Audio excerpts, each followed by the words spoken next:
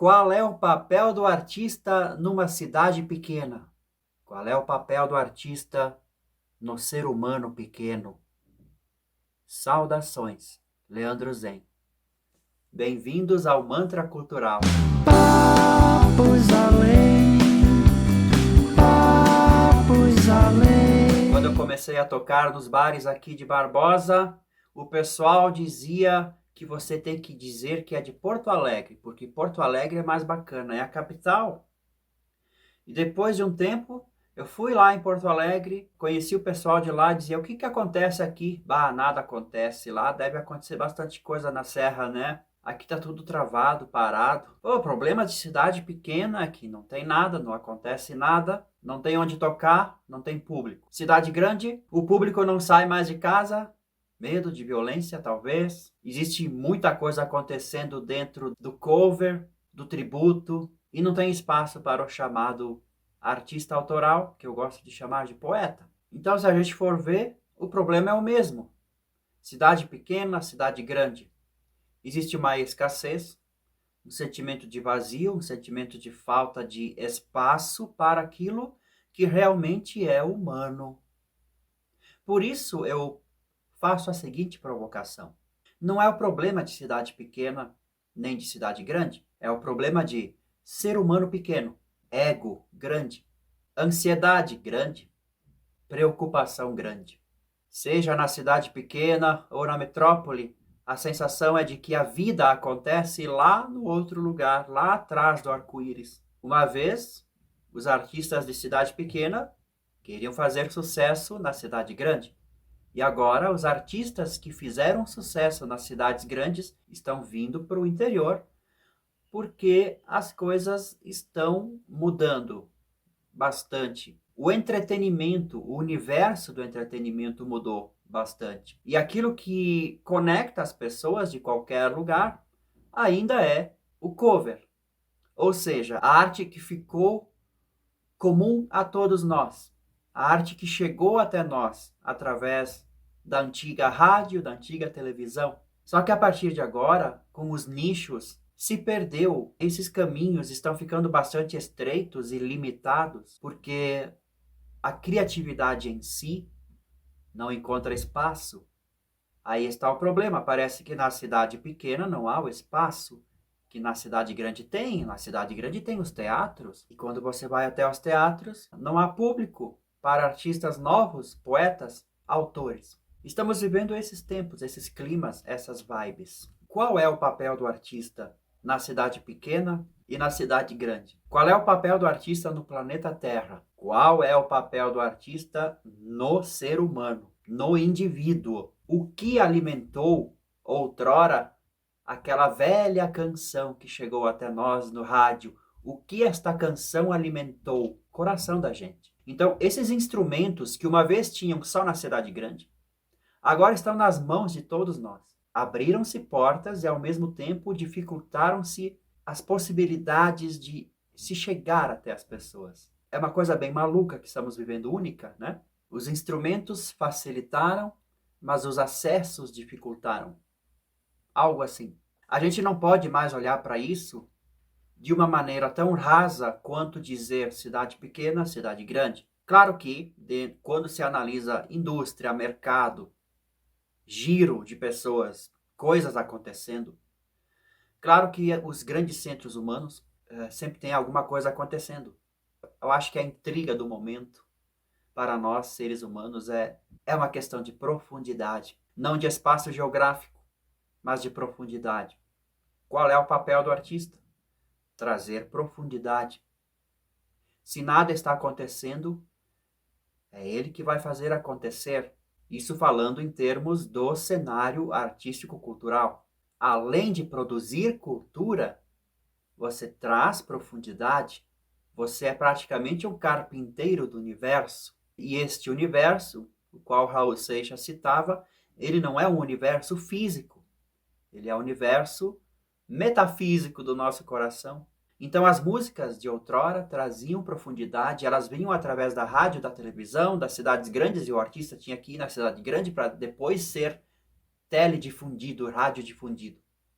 Mas O que realmente transforma a nossa vida é a profundidade que o carpinteiro do universo, então artista, poeta, criador, fazia a gente experimentar. Então, se estão hoje todos ocupados em encontrar os caminhos até as pessoas através das tecnologias à disposição, isso é uma coisa técnica.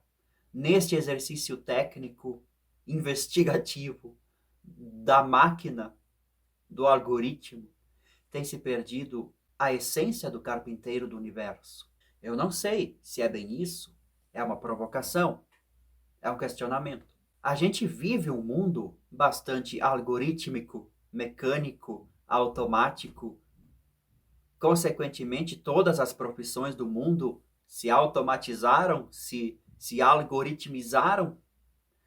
A própria função do artista, do trabalhador do show business, do entretenimento, também está ali no automático.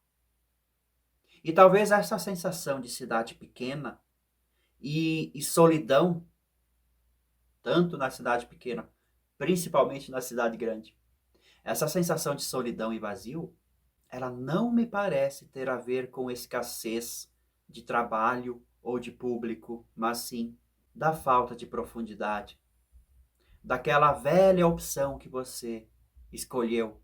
Vou seguir o caminho da automação algorítmica do mundo para ver se encontro o meu lugar.